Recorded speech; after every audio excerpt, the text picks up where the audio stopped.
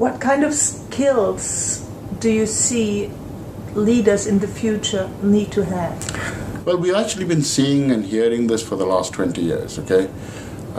Initially, we were using terms like soft hands leadership. Then we saw servant leadership sort of themes come through. I've been speaking for a while about leadership having to get out of the way. Okay, and it's a hard question in some ways, okay? Why would you want to hire a really smart person and then tell them what to do? Okay? It's kind of stupid. It's kind of stupid because you might as well have got a dumb person if what you want to do is tell them all the time what to do. And pay less for it. So if we're living in a world where the most valuable asset to an environment or to an organization is the knowledge work of the employee, and we're making, there is a war for that talent, that it's getting harder to get those right skills, and we know that there is nothing more important than that, then it sort of makes sense how are you going to leverage that. And it's then you learn from things like open source communities, or one of the themes I've now been following for the last 6 months, which is designing for loss of control. Designing for loss of control. Yeah. So you actually make it a design objective that you don't have control of the edge. Now what does it look like? Okay. Learning. A software kind of product, yeah. Yeah, well, a telco had to deliver phones without knowing what the device was in the house. Okay? Yeah. For most of their life, they knew the device at the end, the device belonged to them, and they knew the color of the device. Everything was controlled end to end. And then we moved into a different world where you could buy your phone from anybody, and the telco still had to provide the service. Yeah. IT is facing a similar problem. It used to say lockdown desktop. Now more and more people are saying, I'm going to bring my own laptop to work. You have to survive. The IT department is being told, you don't know whether the person's using a BlackBerry or a Nokia smartphone or an iPhone or an iPad or an Android tablet. You're just going to have to make your services work. But many companies just don't allow this. I mean, especially many huge companies, they say you are not allowed to use, for example, an iPhone. I mean, iPad it's actually the first Apple device who really makes it into big companies very officially. Yeah. But, many IT departments in huge companies simply say no. Yeah, the same thing with open source software, like using wikis, they have to use SharePoint or... Yeah, but it is because it's easier for them to make the decision, because any of these things carry risk. It's like people saying nobody got fired for buying IBM.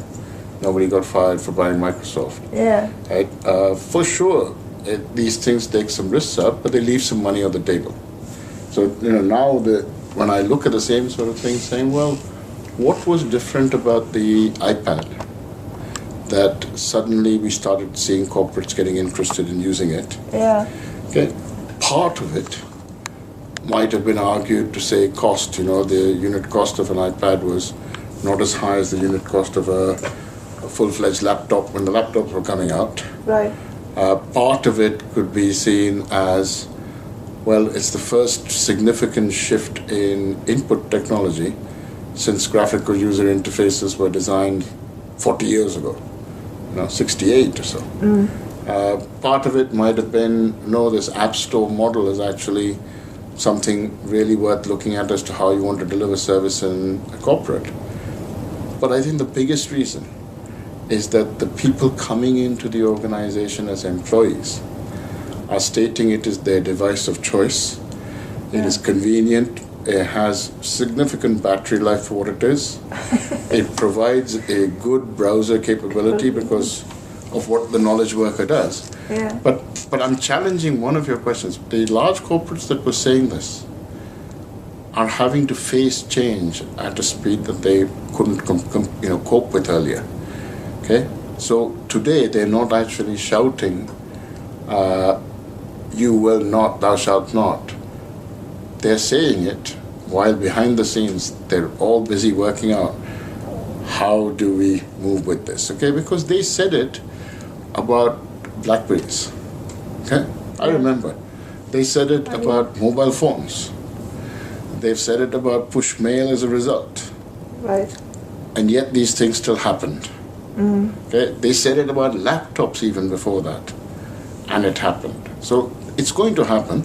It's There's just a question of when. Correct. And in the lead up to that, we are always going to be faced with safety and security as critical issues. You know, we live in a world where in a period of 24 hours, one man who builds a system that is going to help individuals make their secrets open becomes Times Man of the Year.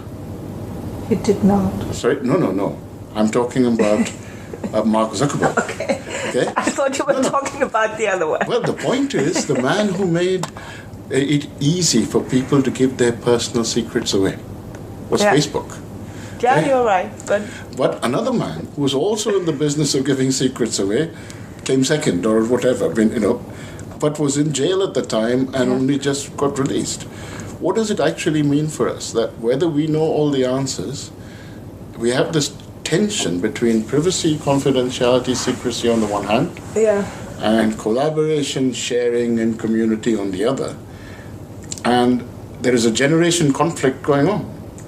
Because the older generation are still saying, you are crazy, thou shalt not share, information is power, you keep it together, this is a confidence, we put our trust in you, you have failed our trust, etc. And at the same time, the kid is saying, I'll share what I feel, I'll share what I do, I'll share where I am, I'll share what I eat, I'll share everything, and something beautiful will happen. Yeah. Okay? So you are saying, the whole thing started and we can't stop it. It will happen sooner or later. It is happening. It is happening already.